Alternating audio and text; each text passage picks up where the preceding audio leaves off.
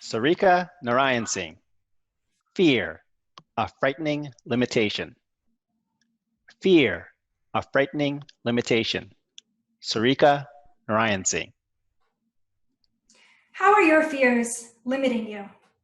Does your fear of spiders have you cornered in the bathroom? Does your fear of flights have you trapped in Toronto, even before COVID-19? Does your fear of public speaking leave you speechless?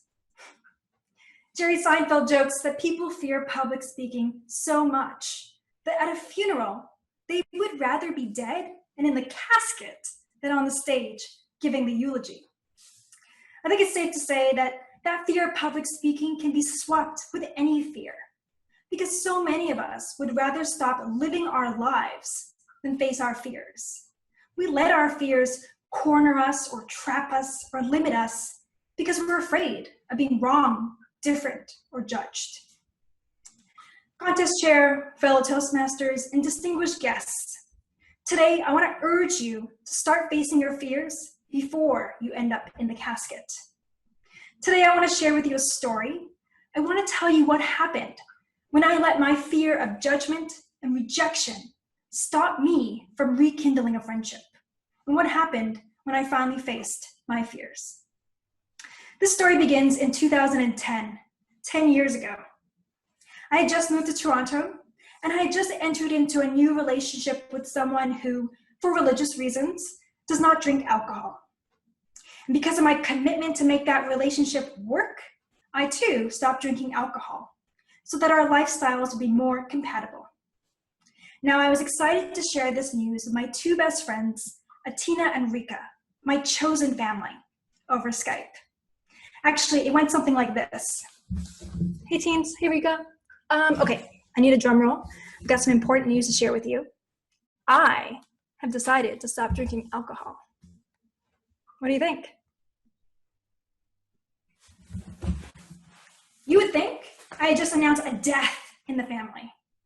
Atina and Rika stared back at me with a mixture of horror, disgust, my number one fear, judgment. Now Rika broke the awkward silence when she said, "Interesting, sounds like you've gone straight edge." Interesting, I thought to myself, it sounds like Rika's judging me. And it feels like Rika's attacking me. Now, as humans, in the face of an attack, we tend to fight or freeze or flee. Now, to me, the only dignified response to an attack is to fight back.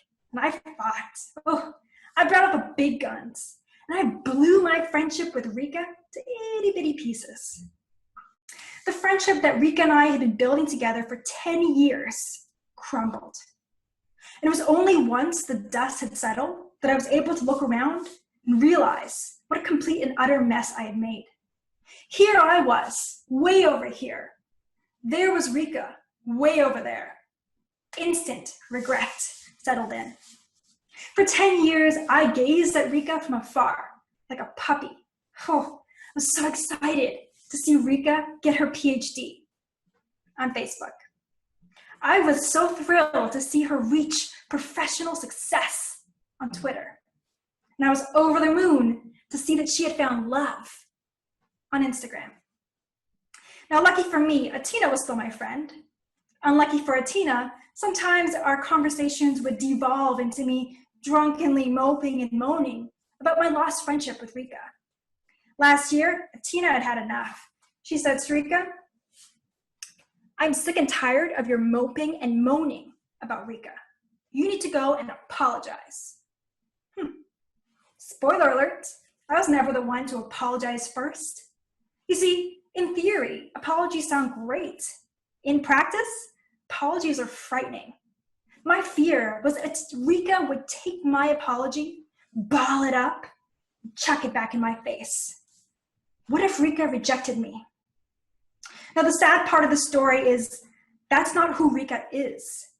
In our first year of university together, when I came out to Rika as gay, she didn't reject me. She accepted me. Rika is a kind, big-hearted, and humble person. And last summer, in July, Rika reached out to me on Facebook to apologize. In a DM or direct message, she said, Sarika, I'm sorry that I was such a terrible friend to you for all of these years. Here's Rika apologizing to me without any excuses, without any qualifiers. So I'm happy to say that this story does have a happy ending. Rika and I reunited in Manchester, England last winter in December. You see, I had to go all the way over there to apologize and to face my fears. And Rika, she accepted my apology. I got to visit the university that she teaches at. I got to meet her husband. And together, we got to traverse the Scottish Highlands. And even though Scotland is frightfully cold in the winter, it felt like the summer of our lives. You see, I wasn't afraid of Rika judging me. I had accepted my mistakes. And I wasn't afraid of Rika rejecting me. I know what I have to offer as a friend. And so once I faced my fears, my happiness, our happiness, was limitless. Fellow Toastmasters and distinguished guests, if you're like me and you fight, or you freeze, or you flee in the face of your fears, stop. Please stop. Get out of that casket that Jerry Seinfeld was joking about and get on this stage of life and start living without limits. Thank you, Contest Chair.